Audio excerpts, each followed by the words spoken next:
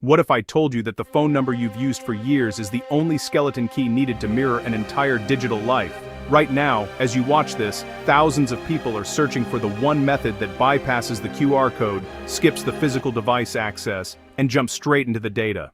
We are living in 2026, and the security landscape has shifted. The old ways of sneaking a peek at a screen are dead. You want to know how the elite do it using nothing but 10 digits and a specific network vulnerability. You want to know if the number-only protocol is a myth or a terrifying reality. Stay exactly where you are, because in the next few minutes, we are pulling back the curtain on the most sought-after mobile exploit of the year. Before we go a single step further, a critical disclaimer.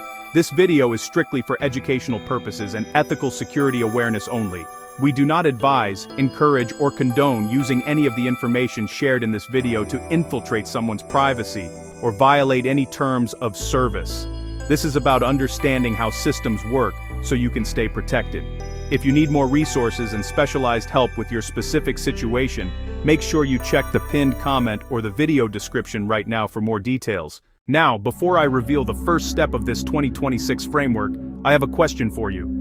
If you could see every message on a device just to prove a point, would you actually do it, or is the risk too high? Drop your answer in the comments right now. I'm reading every single one. If you want to stay ahead of the curve this year, hit that like button and subscribe to Fastest Fix with notifications turned on so you never miss a security breakthrough. So, to understand cloning in 2026, you have to stop thinking about the app and start thinking about the signaling protocol. Most people think you need to scan a QR code because, well, that's what the official web interface demands. But what if the handshake actually happens before the app even opens? High-level security researchers look for what they call shadow sessions. This involves a pretty sophisticated process where a virtual environment actually mimics the hardware ID of a target device. When you input a phone number into a specialized interceptor, the goal isn't just to log in.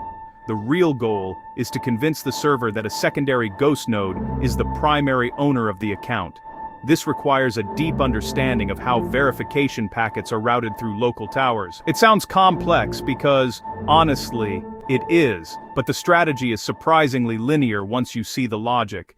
But wait, before we get into the packet sniffing phase, just imagine the power of having this knowledge. If you find this insight valuable, share this video with one person who needs to level up their tech awareness. Alright, let's get back to it.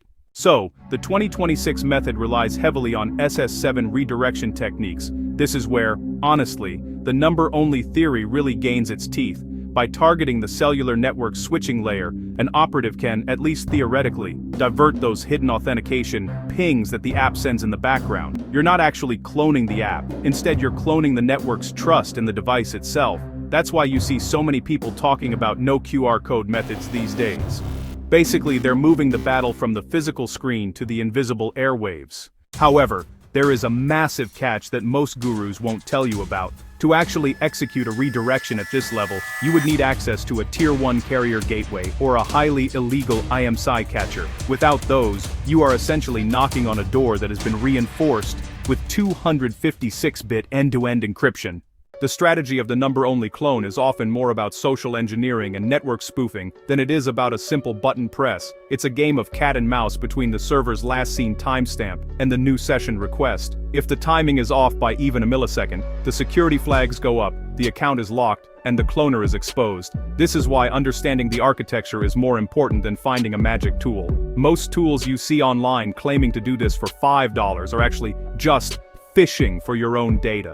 True knowledge is knowing that the vulnerability exists at the carrier level, not just the app level.